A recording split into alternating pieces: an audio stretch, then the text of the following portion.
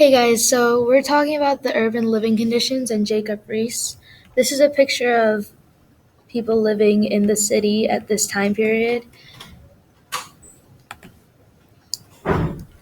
In the 1800s, uh, industrialization. Oh my gosh, I can't even speak. Industrialization caused poverty, unemployment, crime, and disease.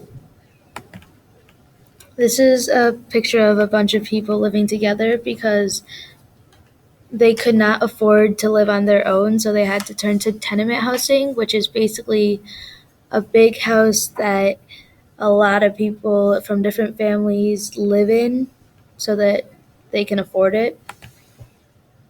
Um, Journalists and writers were called muckrakers because they exposed corruption of the politics and businesses in the 20th century.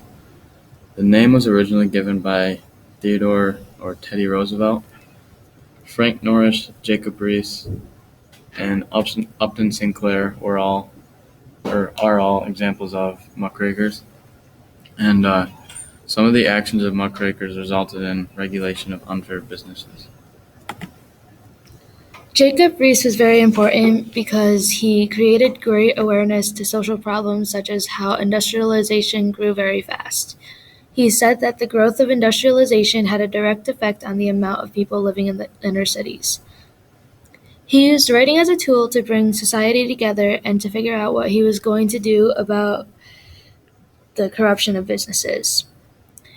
He was really important during this time period because he wrote the book How the Other Half Lives that told how rapid industrialization had an effect on living conditions during that time.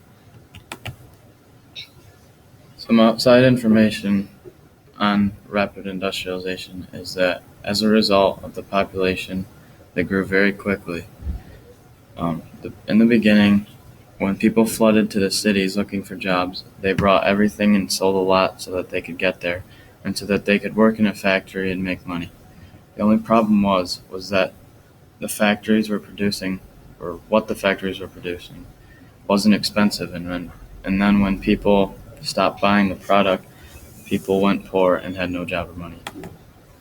There was a really big gap between social classes during this time period. There was only a small amount of people who could afford to live in luxury at this time.